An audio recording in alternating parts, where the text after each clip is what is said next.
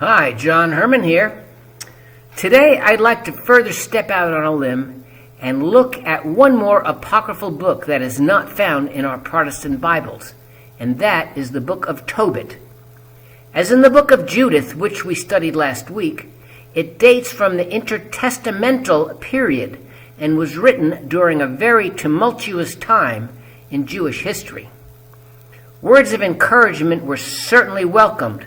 Does that remind you of the COVID era in which we now live? The author is unknown, and as with Judith, many look on the book as a story with a lesson rather than a historical writing. It's often studied along with the books of Judith and Esther as part of a trilogy. As you may remember, the book of Esther is found in our Protestant Bible, which we have studied a while back. As with Judith, I found Tobit to be a good read. The story contains two main groups of characters that are joined in the end. The first group consists of Tobit, his wife Anna, and their son Tobias. The second group consists of Sarah and her parents. Tobit and his family were Jews who had been exiled to the city of Nineveh in the country of Assyria after the fall of the northern kingdom. Sarah and her parents were Jews living in the city of Ecbatana, which was in the region of Media. This was about 350 miles or so from Nineveh. Now, the story opens with a description of Tobit. He is a very devout Jew and was raised by his paternal grandmother after being orphaned. After the northern and southern kingdoms split, Tobit's tribe of Naphtali chose to worship the god of the pagans. Tobit refused to join them and maintained his connection with Jerusalem and the sacrifices performed at the temple. Many verses that I did not include in my John Herman paraphrase were spent describing his unselfish heart, including how he gave an abundance of offerings to the priests, the poor, and the orphans living in Jerusalem, and how he risked his life to do the right thing by burying his fallen kinsmen. He also refused to eat the food of the pagans in Nineveh after he was exiled there, even though his countrymen did. While in exile, the Lord found favor with him, and as a result, the king took a liking to him. He was given a position under the king to act as an agent in conducting financial matters, and did so until the king's death. This involved occasionally investing in assets in distant cities. On one occasion, he deposited 10 talents of silver with a man named Gabael in Media. That would be worth about $300,000 today. After the king died, his son took over, and chaos ensued. The roads to Media were closed, and Tobit could no longer go there. However, due to his righteous nature, he had a desire to give proper burials to his countrymen who had been slain by the king's son. He would find the bodies scattered here and there and secretly give them a proper burial. This was something the new king forbade. Tobit was finally discovered, actually was turned in by a fellow Ninevite. He fled for his life because of the king's anger, losing all of his belongings in the process. 40 days later, the new king was murdered by his two sons, and Tobit was allowed to return to Nineveh. One evening, after returning, he told his son Tobias to go out into the city to find someone in need of a meal and to bring that person home. Instead, Tobias came home with the news that he had seen a murdered Israelite lying in the street. Tobit immediately went out to retrieve and bury the body. That night, he went outside to sleep because it was very hot. During the night, some bird droppings fell into his eyes and he was blinded. His wife Anna was forced to find work to make a living. One day, she came home with a goat as a partial payment for her services. He accused her of taking stolen goods and told her to return it. She got angry and reminded him that his good works had not resulted in exactly a good life. Feeling extremely depressed, he prayed to God to take his life. The story then switches to the second plot. That same day, Sarah, the daughter of Raguel in Media, was also praying for her death. She had been given in marriage 7 times, and each time the groom was struck down on their wedding night by a jealous demon named Asmodeus, the demon of lust. After a servant ridiculed her and accused her of killing all of her bridegrooms, she also prayed to God for death. God heard both of their prayers and found favor with both of them. He sent his angel Raphael to bring remedy to both. Raphael would restore Tobit's sight, get rid of the demon, and unite Sarah and Tobias in marriage. It turns out that they were unknowingly of common kin, and because of that, they were actually destined by the law of Moses to be wed. On that same day, Tobit remembered the silver he had left in Media many years before and instructed his son to retrieve it before he died. The money apparently reverted to Tobit since the king and his son were all dead, and he was the one who had deposited. He had kept proof of the transaction all of those years. Tobias was leery of taking such a long journey by himself, so he requested that his father hire a guide to help him. Raphael suddenly appeared on the scene. He presented himself as a kinsman of Tobit named Azariah and was subsequently engaged to accompany his son on the journey, since he had been there many times. Of course, Tobit had no idea that Azariah was really an angel. So, Tobias, along with his dog, and Azariah set out. Along the way, they stopped by a river to wash. As Tobias placed his foot in the water, a very large fish came up and nearly swallowed his foot. Raphael immediately told him to wrestle the fish from the water and to cut it open. He was to save the gall, the heart, and the liver. These organs had curative powers.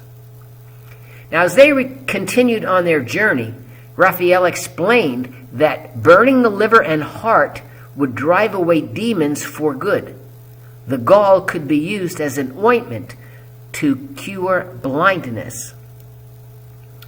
Now, when they arrived in Media, Raphael told Tobias that they would be staying at the home of one of Tobias's kinsmen named Raguel. He further explained that Tobias was the closest relative and rightful partner for his daughter Sarah. He told Tobias of the 7 deceased grooms and of the demon. Tobias was, of course, a wee little bit concerned about marrying this girl, as you might guess. But Raphael assured him that if he burned the fish organs and prayed to God with Sarah on their wedding night, the demon would not only leave, but would be bound up forever. Sarah's father agreed to the match, and the two were escorted into the wedding chamber. Talk about a short engagement. Oh, man. Tobias did as he was told, and in fact, the demon was driven away. Raphael himself followed the demon to the land of Egypt and bound him up. Sarah's father, however, was still concerned, as you might guess, and secretly dug a grave for Tobias, just in case. When he discovered that Tobias was still alive, the next morning he quickly filled in the hole. While the family was celebrating the marriage, Raphael went on to recover the money so that they could move more quickly to return to Nineveh. Tobias had already agreed to his father-in-law's request of spending 14 days there for an extended celebration, and then he begged them to stay even longer. Tobias was afraid that his parents would be worrying about his extended absence, because of course they had no idea what was going on. So they finally all returned to Nineveh. By the time they returned, even the dog made it. Tobias's mother was frantic. She had been spending her whole days just staring down the road looking for her son. As they were nearing town, Raphael suggested that Tobias and he hurry to his house to help his mother prepare for the coming group, and let the rest of the group catch up. He reminded Tobias to bring the gall. When they got home, he gave Tobias his word that his father's eyes would be opened. He said, "You must put the fish's gall into his eyes. The medicine will smart and will draw a filmy white skin off of his eyes, and your father will be able to see again." Tobias followed his instructions, and sure enough, Tobit's sight was restored. He immediately blessed God for the miracle. Later, Tobit discussed with Tobias what they could give to Raphael in addition to his agreed-upon wage. Tobit suggested that he be given half of all the money and belongings they had brought back from Media. Now, remember, Sarah's father had given her half of his possessions before they left, plus they had the 300,000 from the silver. When they offered these things to Raphael, he finally told them the truth. He had been sent by God after hearing Tobit's and Sarah's prayers. His mission was to test Tobit's faith, to heal him, and to heal Sarah as well. He further explained that they had only thought that they had seen him, but it was only an appearance. With that, he told them to bless and praise God. He told them to write down everything that had happened, and then he rose into the air, no longer visible. Tobit then offered a very lengthy prayer. He then told Tobias to leave Nineveh as soon as Tobit and his wife were dead. He told Tobias of the coming fall of that city as proclaimed by the prophet Nahum, which actually did occur, and you recognize the name Nahum from our Bibles as a prophet. Tobit wanted Tobias and his family to avoid that catastrophe. After both of his parents died, Tobias returned to Media with his new family. And there you have it. What do you think? When I read it, I was kind of turned off by the fanciful turn of events. It reminded me of reading a fairy tale, actually. I thought, this is too contrived and fanciful. What can I learn from this? But then I examined and thought about each unbelievable detail and thought, wait a minute. These types of events are found in the Bible that I know and believe. There are exorcisms, such as the time Jesus drove out the demons of the possessed man into a herd of pigs. There are miracles. I won't even start listing the examples. Guardian angels, as when an angel liberated Peter from prison. And people being seen rise up into heaven, as with Jesus himself. What's going on here? What can we learn from this book? It struck me that Tobias' story was a lot like Job's, although the description of Tobit's character seemed to paint him as an even more devout person than Job in trying to please God. God allowed a debilitating disease to inflict them both. Both of their wives reminded them that this is what they got for following God and doing good works. They both prayed for death, but neither disavowed God in all of this. And in the end, they were both cured and wound up in comfortable straits, the wealth of them both was greatly increased. So here's a few messages that jumped out at me. See if you can think of others. Have faith that God has our best interest in mind. He may test our faith, but that's no reason to disown him. As in the book of Esther, we see God's hand at work.